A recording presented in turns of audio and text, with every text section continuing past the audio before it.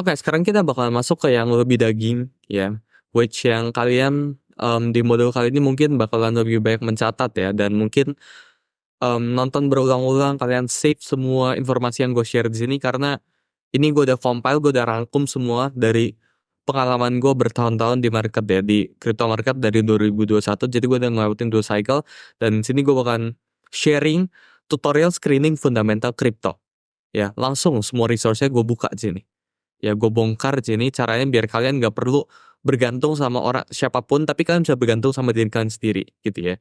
Jadi langsung aja kita masuk ke basic tutorial screening fundamental crypto. Oke?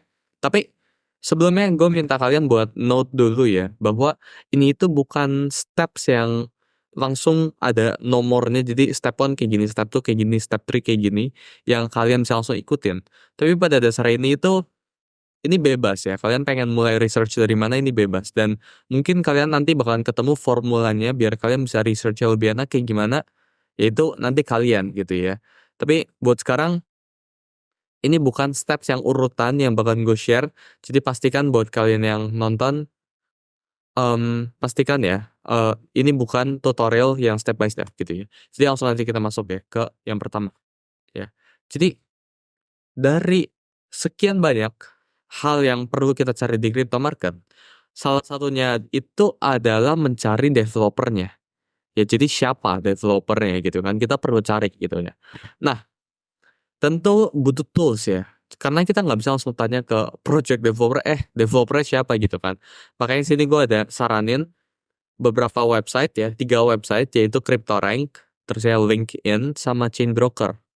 Ya, ini 3 website yang lumayan berguna untuk mencari developernya siapa, atau bahkan yang nge-invest siapa gitu ya. Atau bahkan, sorry, ini di terakhirnya ini kalian bisa pakai website nih ya. Ya, jadi website dari um, CryptoCoin yang kalian cari itu bisa digunain referensi ya, kalian bisa cari developernya siapa gitu. Jadi gue ngambil contoh investornya ya. Jadi investornya itu kalian bisa cari, ini contoh dari sini sebelah kiri ya. Ini pakai Chainbroker ya, websitenya nanti kalian bisa cari ya, jadi Google chainbroker.io namanya. Terus di sini ini namanya CryptoRank ya. Di sini juga CryptoRank, kalian bisa cari, ini ada tampilannya di bagian fundraising kayak gitu ya. Dan juga di LinkedIn ini tampilannya. Jadi kalian bisa cari langsung websitenya pakai search ya, fitur search. Terus kalian cari, misal di sini gue cari contoh Starknet ya. Terus kalian cari di bagian people-nya, itu kan ada developernya siapa aja dan lain-lain. Jadi itu cara secara singkat gimana cara kalian bisa cari developer dan investor ya, big money institutions yang invest ke dalam projectnya ya. Jadi gue pengen kasih tips ya, kalau bahwa project-project developers atau investors udah masuk ke dalam suatu project, berarti mereka udah percaya sama project kayak gitu. Jadi itu bisa jadi suatu guidance ya. Mungkin kalian bisa copy paste, bahkan bisa kalian udah percaya sama aset management tertentu ya. Contohnya gue sebut ya, kalian nggak perlu tahu, misal Pantera Capital namanya, atau enggak misal Multicoin Capital. Nah itu kan, atau yang mungkin familiar BlackRock gitu ya, kalian tinggal copy trade mereka ya. Mereka kan ada portfolio yang terbuka, crypto portfolio yang terbuka. Jadi setiap kali mereka invest sesuatu yang baru, kalian tinggal copy gitu ya. Jadi kalian pada dasarnya tiru cara kerjanya venture capital gitu ya. Tapi pada dasarnya kalau project tersebut ya nggak ada investor atau developer yang misal anonymous, itu cenderung lebih buruk daripada yang show langsung ya, daripada yang docs ya, mereka siapa gitu. Karena dengan mereka docs itu trust-nya itu lebih kebentuk ya, kepercayaan investor lebih kebentuk, dan ujung-ujungnya dengan banyaknya investor kita jadi ibaratnya punya backingan ya, bahwa oh ini investornya udah invest early di project ini, berarti banyak loh sebenarnya orang yang punya duit aja udah percaya sama projectnya. Jadi kayak gitu tentang cara mencari project developers ya, dan tipsnya dalam mencari project developers dan investors. Jadi sekarang kita bakal masuk ke efficiency project ya. Jadi efficiency project itu maksudnya kayak gimana? Jadi untuk beberapa fundamental coin ya, itu dibutuhkan melihat tingkat efisiensi kerja dari project tersebut ya. Jadi apakah project tersebut berkembang minus setiap bulan atau stuck. Jadi bukan secara revenue, tapi secara fundamentalnya. Contoh koinnya itu utility coin ya. Kayak misal apakah pendapatan Ethereum itu menurun atau naik, usernya itu tambah atau ngurang setiap bulan. Nah itu kan kita perlu tahu untuk melihat tingkat efisiensi dari project-nya. Jadi sini gue saranin satu website yang mungkin kalian juga pernah dengar, namanya itu Token Terminal. Jadi ini contoh tampilan dari token terminal. By the way, kalian gak usah khawatir cara otak-atiknya kayak gimana. Kalian nanti bakalan langsung go praktek gitu ya. Tapi buat sekarang kita masuk dulu ke slide-nya gitu ya. Jadi kita bisa ngelihat key metrics untuk ngelihat project tersebut bagus atau enggak, which is di sini ya. Jadi bisa dilihat sini ada ratio tertentu, fee-nya yang didapat, contohnya Starknet ya sama ya. Active user-nya bisa dilihat sini berkurang ya setiap bulan minus 60%. Dan masih baik lagi, ya kita bisa menilai ya pada dasarnya ya, kalau active usersnya bertambah terus setiap bulan atau setiap hari atau ratio PF-nya itu bagus ya, fully dilatednya, terusnya token insentifnya, fee-nya itu meningkat, token trading volume meningkat, otomatis itu bisa jadi suatu tanda kalau project itu emang lagi berkembang dan lagi dapat attention gitu. Jadi ya itu salah satu tipsnya ya, cara ngelihat apakah project ini bagus atau enggak secara project efficiency. Ya, jadi langsung aja kita masuk ke indikasi ketiga ya. Tadi kan ada dua, sekarang kita masuk yang ketiga yaitu tokenomics. Ya, di sini kok kasih kalian cheat sheet-nya ya. Jadi biar kalian nggak perlu mikir-mikir, ini cheat sheet-nya. Jadi cara ngelihat tokenomics itu ada dari beberapa website ya. Yang pertama itu ya CoinMarketCap, terus ya CoinGecko, sama ini ada Tokenomics DAO. Ya nanti gue bakal ajarin cara pakainya. Terus ada Chain Broker sama ya. Jadi ini contoh tampilan dari Coin Market Cap ya. Kalian bisa lihat di sini ada circulating supply, terus ada total supply, ada max supply. Ini tokenomics kita bilangnya. Jadi token economics gitu ya. Tokenomics itu singkatan dari token economics gitu ya. Terusnya selain dari itu ini juga contoh dari tokenomics DAO. By the way, CoinGecko itu kurang lebih mirip ya kayak gini ya. Jadi hampir mirip lah 11-12 kayak Coin Market Cap, makanya gua nggak kasih contohnya. Terusnya tokenomics DAO ini cukup populer ya di kalangan tokenomics ya, karena kalian bisa ngelihat secara detail, beneran detail banget tentang tokenomics timeline-nya. Sayangnya nggak semua koin ada di tokenomics DAO sini. Selain dari itu, untuk formulanya, ya kalian pasti tanya, oh kalau tokenomics-nya circulating supply segini, apakah ini bagus? Atau kalau circulating supply segini, apakah ini bagus? Dan lain-lain.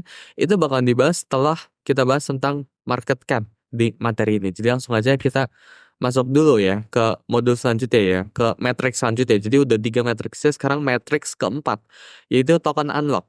Ya jadi selain dari tokenomics, kita perlu perhatiin token unlock-nya juga. Jadi token unlock itu apa? Ya, token unlock itu pada dasarnya itu token yang circulating supply-nya masih belum 100%. Jadi contohnya ada koin yang baru yang diciptain total supply-nya ada 100 gitu ya, 100 koin total ya. Terusnya yang baru beredar di market itu baru 20.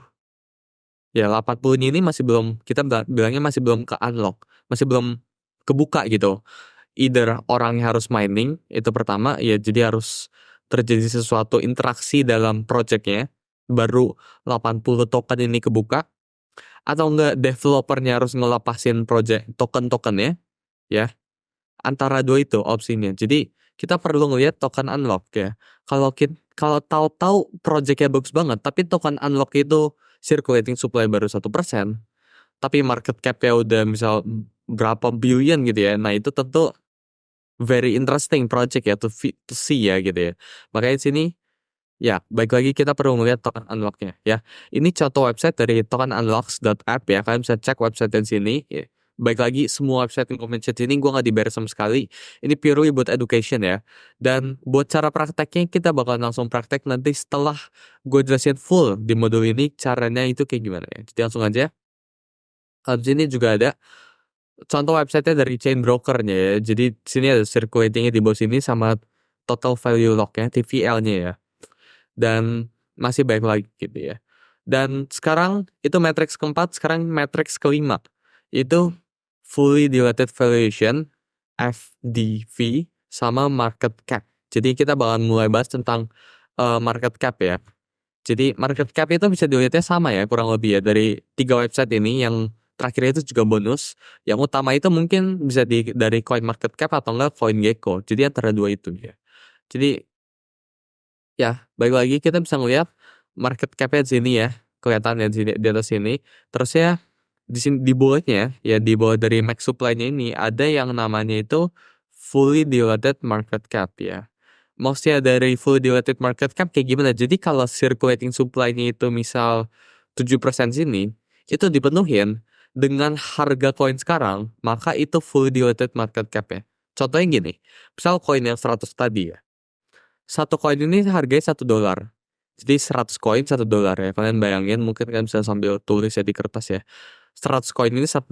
Berarti total dari fully diluted market cap-nya itu adalah $100. Ya, tapi kalau token unlock ya dari 100 token ini ya, baru ke unlock 20 token, otomatis market cap dari koin ini itu $20 gitu. Tapi keseluruhannya fully diluted valuation ya, F, FDV itu $100 gitu ya, kurang lebih ngerti ya. Tapi kalau misalnya harga satu koinnya itu $2, berarti fully diluted market cap valuation-nya itu $200, dan market cap current market cap-nya kan 20 token dong, berarti $40. Kurang lebih sesimpel itu tentang fully diluted valuation ya. Kalian semoga bisa ngerti ya penjelasannya. Nah, itu matriks kelima. Sekarang kita masuk ke matriks keenam. Ya mungkin udah banyak banget ya di otak kalian ya. Mungkin ya gue harap kalian bisa sambil nyatet karena ini gue straight to the point ya. Dalam kurang dari 11 menit ya. Baru 11 menit kita recording, ini udah bener-bener gue to the point banget buat ngejelasinnya ya. Gue gak basa-basi. Mungkin kalau kalian cari di luar itu bener-bener satu topik itu kalian bahasnya bisa 20 menit. Tapi sini gue bakalan compile semuanya ya dengan bahasa sesimpel mungkin. Nanti kita bakal langsung praktek biar kalian langsung ngerti. Dan mungkin gue ajak kalian zoom ya, beberapa dari kalian, biar kalian bisa langsung praktek di depan gue dan ini bener gak gitu kan, bisa langsung tanya gitu ya. Jadi anyway, ini tadi udah kelima, sekarang kita masuk ke yang keenam ya, itu tentang white paper atau enggak docs dari project ya. Jadi setelah kita bisa mengetahui investor-investornya melalui filter ya terhadap project-project yang tidak diinvest ya. Jadi cenderung yang kalau nggak diinvest kita bisa langsung singkirin, atau enggak ya mungkin kalian masih bisa lanjut research ya. Tapi kalau gue pribadi, kalau nggak diinvest sama venture capitals ya atau big funds, orang yang punya duit besar, ya gue cenderung bakalan menghindar ya dari projectnya ya, karena lebih susah ya buat kita ngeprediksi, buat nggak follow the smart money. Kita bilangnya follow the smart money itu follow uang yang orang yang punya duit banyak ya. Jadi kalau ada orang punya duit triliunan, kita bisa ikutin, otomatis ya kita bisa ikutin semua trade-nya, kita kaya gitu kan. Jadi white paper ya, pertama kalian bisa baca langsung di websitenya ya.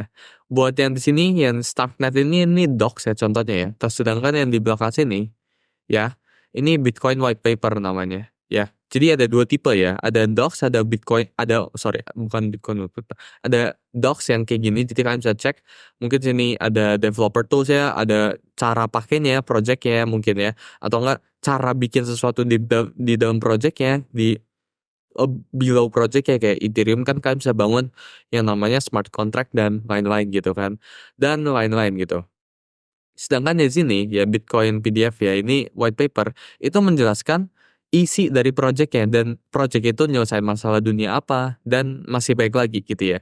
Pokoknya jadi ada dua tipe, ada doc sama ada white paper. Jadi antara dua itu kalian bisa cek kan, dan kalian bisa baca dan dimengerti. Intinya sih sebenarnya cuma baca ya. Kalian yang penting niat baca gitu ya. Dan niat buat mengerti tentang project kayak gitu ya. Oke, jadi total udah ada 6. Sekarang kita bakal masuk yang ketujuh. Ya, udah lumayan banyak ya. Tapi jangan get overwhelmed. Gue berusaha bahasanya seringan mungkin. Kita lanjut aja langsung ke project roadmaps. Ya, roadmaps itu berarti rencana developernya ke depannya mereka pengen ngapain.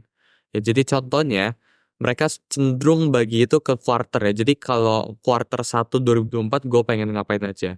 Quarter 2 gue pengen rilis apa. Quarter 3 targetnya apa.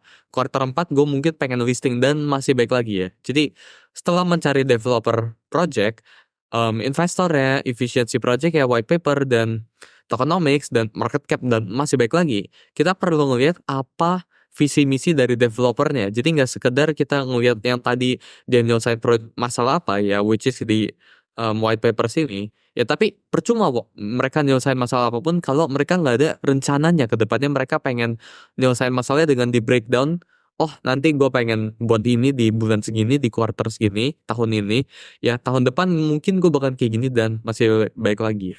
Dan project roadmaps ini cenderung disajiin di websitenya ya.